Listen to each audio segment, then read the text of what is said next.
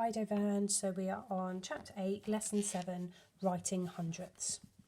So I would like you to make sure that you've got a piece of paper and a pencil and your place value grid nearby. Okay, ready for this in focus task. Ruby said, I use 124 0.01 discs to show a number. Can you apply what you have learnt previously to solve this problem? We know that Ruby uses 124 of these discs to show a number, but what number is she trying to show?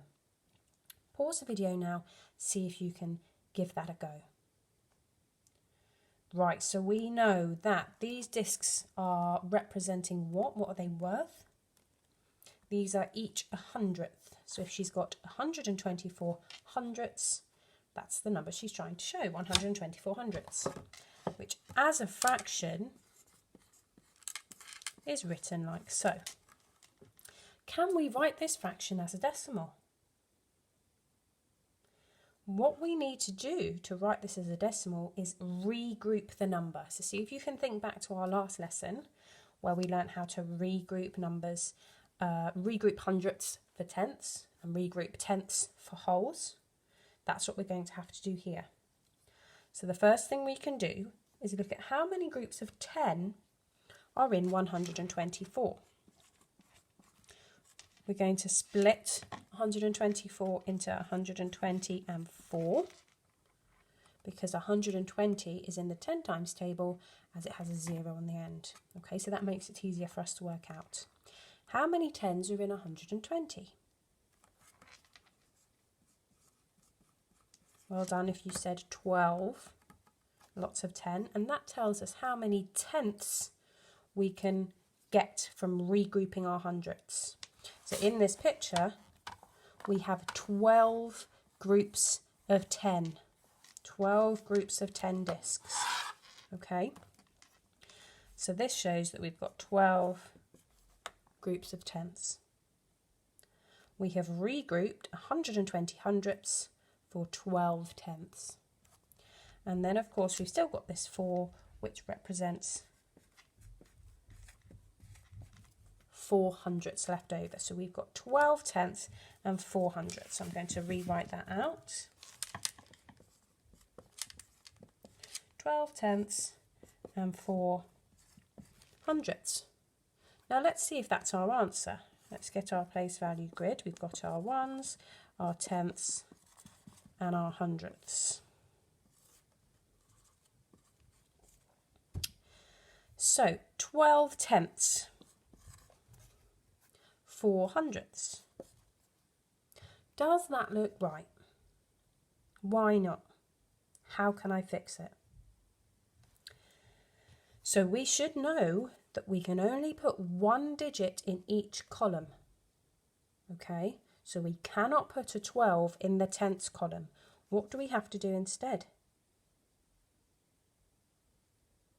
We're going to regroup those 12 tenths into 1 whole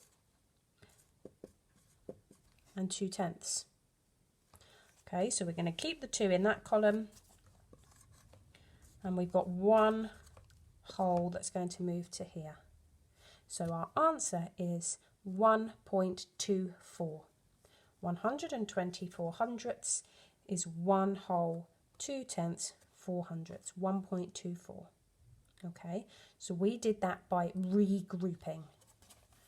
We found how many groups of 10 we had, and we regrouped those groups of 10 hundredths into tenths. Okay, and then we also had to regroup some tenths for some ones.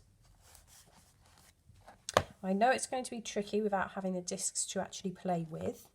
Okay, but this is something that you can draw out and circle or do the method that I just did there. Okay. Can we use fewer discs to show 1.24? Instead of using the 124 hundredths that Ruby used, can we use fewer discs? See if you can work it out. Pause the video now whilst you give that a go. Okay, so we could have used, looking at this place value grid, it gives us the answer. We could have used 1 whole. We could have used 2/10, and we could have used 4/100ths. So then we've only used 1, 2, 3, 4, 5, 6, 7 discs rather than 124 that Ruby used. Okay. Who can tell me what the place value is of the 1? What is the place value of the 1? What is the place value of the 2? And what is the place value of the 4? So this is where your place value grid is really important because it gives you that answer. The place value of the 1 is 1 whole or 1, 1. The place value of the 2 is 2/10. And the place value of the 4 is 4/100ths. Okay, so it's knowing where it is in that place value grid. Right, we are going to go on to the guided practice. Let's have a look. So write each number as a decimal using 1, tenths and hundredths to help you. Okay, so we've got 148 hundredths, 213 hundredths, 105 hundredths and 150 hundredths. So think about how we did it in the last video where we worked backwards, okay, and popped them into our place value grids. If you would like to draw out the discs and regroup using that method, then that is, of course, encouraged too. If you can do both methods to make sure that your answer is correct, then that's even better. So pause the video now and have a go at that first section. Right, welcome back. So we have for A, 148 hundredths. Okay, thinking about I'm going to draw out our place value grid. 148 hundredths, I've got 8 hundredths, 4/10ths, my decimal point, and 1 whole. So 1.48. B, we've got 213 hundredths. Working backwards again, I've got 3 hundredths, 1/10, my decimal point, and 2 wholes. 2.13. C, we've got 105 hundredths. Working backwards, I've got my 5 hundredths, I've got 0 tenths, need to pop it in though, and I've got 1 whole, 1.05, and for D we have 150 hundredths, so I've got 0 hundredths, 5 tenths, my decimal point, and 1 whole, so 1.50, okay. If you put 1.5, then that's also fine. But here we need our placeholder. Okay, so you could have both answers for that last one. The second section, what is the decimal represented by each letter? So here you need to be super careful. Each number line has a different scale. As you can see, we've got 0, 1/10, 2/10.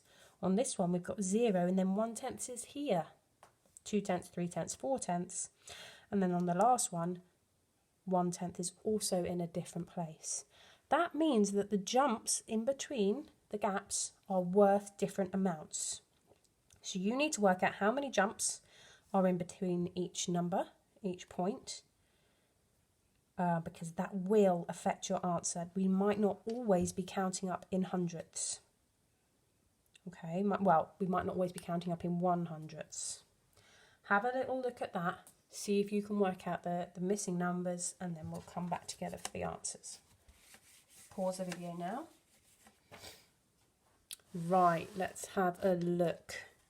So for the first number line, A, we have got 0.01, 0.02, 0.03. That works. We are jumping up in 100ths here.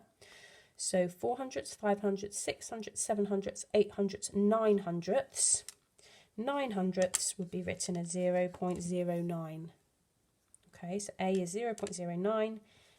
B, we can carry on counting from 0.1. So this is 1/10.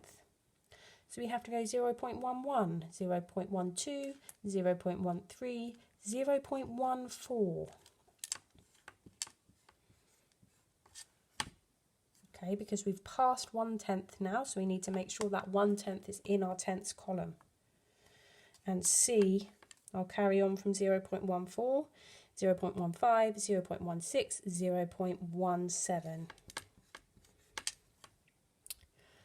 The next number line, we've got the letter P. Okay, so if this is 2, that means that jump is worth 2 hundredths. 2 hundredths, 4 hundredths, 6 hundredths, 8 hundredths, 1/10. So we are jumping up in 2 hundredths, almost like our 2 times table. 2, 4, 6, 8. So here we're on 8 hundredths. 8 hundredths is written as 0.08. Okay, remembering our tenths column here now exists because we've got to 0.1. So 0.12, 0.14, 0.16. We're still jumping up in those 2 hundredths. So 0.16 for Q. And R, we're still jumping up in our 2 hundredths. So it's 0.32.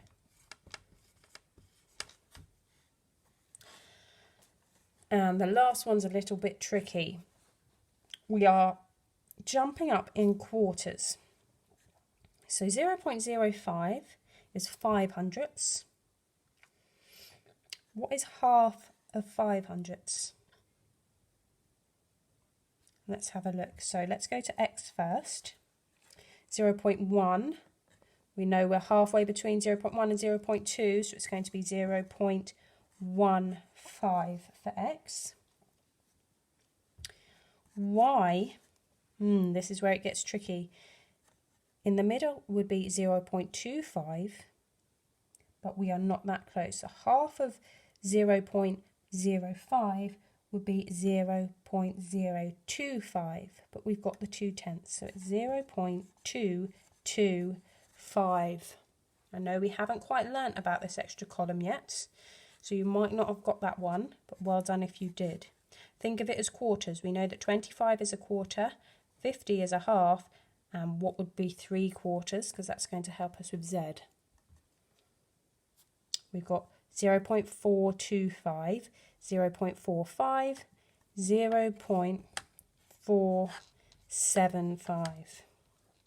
Okay, that was a little bit tricky, that last one, but well done if you gave it a go. Okay, so now it's your turn to have a go. Whichever method you prefer to use, whether it is like we used here, where we work backwards and we put it in the place value column, or whether you like to draw it and regroup it, that's up to you. Okay, whichever method works. Complete worksheet 7, pages 14 to 15. Any questions, or if you're finding this a little bit tricky, maybe have another watch of the video. Okay, or ping me a question on Google Classroom and I can give you a little hand. Good luck, everybody.